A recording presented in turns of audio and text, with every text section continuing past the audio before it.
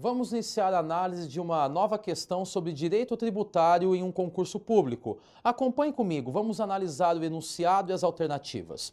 Nós estamos diante de uma questão para procurador, PGE de Sergipe, que aconteceu o concurso em 2017 e foi um concurso realizado pela CESP. O que a CESP traz nessa questão? Bom, essa questão ela traz um enunciado inicial com alternativas que nós teremos que julgar se são corretas ou incorretas.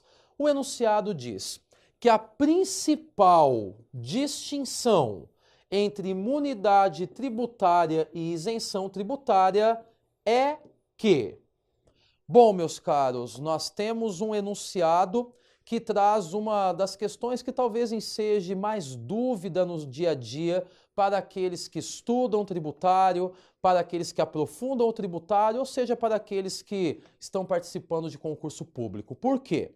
Nós temos dois institutos que eles revelam a inexistência tributária, ou a inexistência de tributação, a inexistência de incidência tributária. A imunidade de um lado e a isenção do outro lado. A grande dúvida que sempre recai nos estudos é qual é a principal distinção entre uma imunidade tributária e uma isenção tributária. Desta maneira, meus caros, nós vamos ter que analisar as alternativas porque neste concurso a CESP justamente entra neste assunto. Qual é a diferença entre estudarmos imunidade e isenção tributária? Bom, a CESP, ela vem e traz então algumas alternativas e a alternativa A diz que as imunidades, elas estão expressamente previstas na Constituição e nas leis. E as isenções se referem a fatos não abrangidos pela hipótese de incidência. A alternativa B diz que as imunidades, elas estão previstas na Constituição e as isenções no texto infraconstitucional. A alternativa C, ela diz que as isenções estão previstas na Constituição e as imunidades no texto infraconstitucional. A letra D diz que as imunidades se referem ao aspecto subjetivo do contribuinte e as isenções ao elemento objetivo do fato gerador. E, por fim, a letra E diz que as isenções se referem ao aspecto subjetivo do contribuinte e as imunidades ao elemento objetivo do fato gerador. Bom, meus caros, percebam que a CESP ela brincou com a grande dúvida que muitos possuem. Qual é a distinção entre falarmos sobre imunidade e falarmos sobre a existência de uma isenção? Bom, quando nós falamos em imunidade, nós temos que primeiro trazer à tona um dos pontos mais importantes que a permeiam, que diz respeito efetivamente à questão da competência tributária. A Constituição Federal, a partir do artigo 153 e seguintes, delineia para cada ente tributário ou ente tributante a competência para instituir tributos da sua esfera. Nós temos no artigo 153 os impostos federais, no 155 os impostos estaduais e no 156 os impostos municipais. Todavia, esse poder de tributar, ele não é um poder absoluto. Nós temos uma limitação, ou os entes tributantes possuem limitações ao poder de tributar que estão dispostos nos artigos 150 ou no artigo 150 da Constituição Federal, caracterizados pelos princípios constitucionais tributários e pelas imunidades. Quando nós falamos em imunidade, é importante nós termos em mente que a imunidade ela está expressa no texto constitucional. Em suma, na sua grande essência, ali no artigo 150 da Constituição, nós encontraremos os casos mais conhecidos de imunidade, mais precisamente 150, inciso 6, são os casos mais conhecidos de imunidade. Então, nós temos que guardar que a imunidade ela é uma limitação ao poder de tributar que se encontra estabelecido na Constituição Federal. De modo distinto, a isenção, ela não é uma limitação ao poder de tributar. A isenção, ela se encontra estabelecida no Código Tributário Nacional, ela vem trazida, aliás, vem regulamentada, né, ali no Código Tributário Nacional, e ela é uma causa de exclusão do crédito tributário.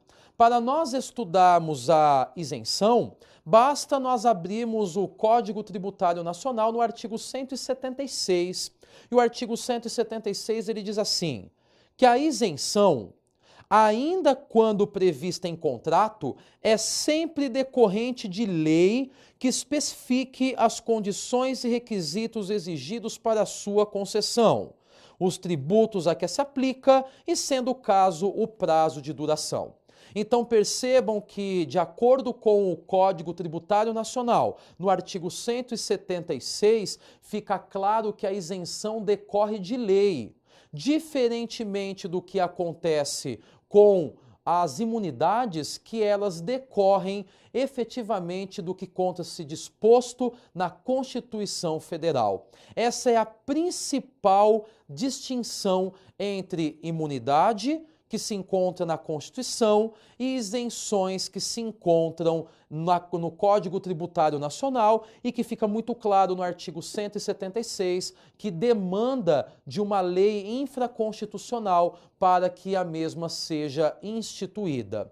Com esta visão que acabamos de ter analisando a Constituição e o Código Tributário Nacional, nós vamos, portanto, analisar as alternativas. Acompanhe comigo, vamos lá. Voltando para a alternativa A, diz a CESP, neste concurso para procurador da PGE de Sergipe, que as imunidades estão previstas na Constituição. Até aqui está ok. Só que ela fala que as imunidades também estão previstas em lei. E aqui, portanto, nós já encontramos o primeiro erro. E diz que as isenções se referem a fatos não abrangidos pela hipótese de incidência. Pelo contrário, quando nós falamos em isenções, nós temos uma hipótese de exclusão do crédito tributário. Portanto, não há que se falar em uma hipótese de não incidência. Desta maneira, a alternativa A incorreta.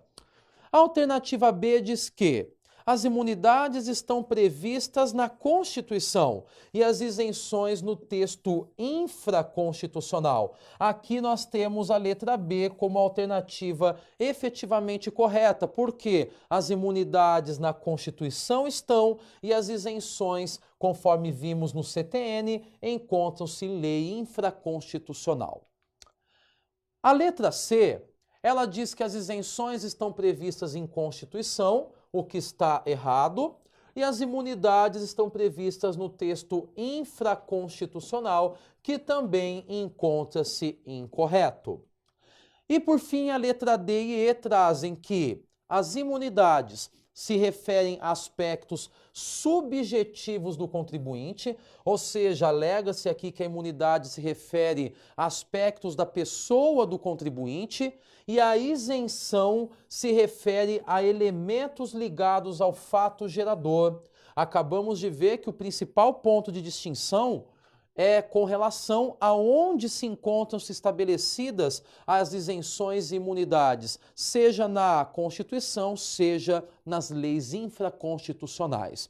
E por fim, a letra E, que também está errada junto com a D e a C, diz que as isenções se referem ao aspecto subjetivo do contribuinte e as imunidades ao elemento objetivo do fato gerador, invertendo o que disse a alternativa D. Desta maneira, meus caros, este participante, candidato deste concurso, ele deveria ter assinalado como correta a alternativa de letra B. Por quê? Porque, como vimos, O artigo 150 e seguintes da Constituição estabelece as limitações ao poder de tributar e lá no 150, inciso 6, nós encontramos as imunidades. De outro lado, no artigo 176 do Código Tributário Nacional, nós encontramos as regras sobre as isenções e fica bem claro na leitura do artigo 176 que as isenções elas decorrem de lei. Desta maneira, a alternativa correta é a alternativa de letra B.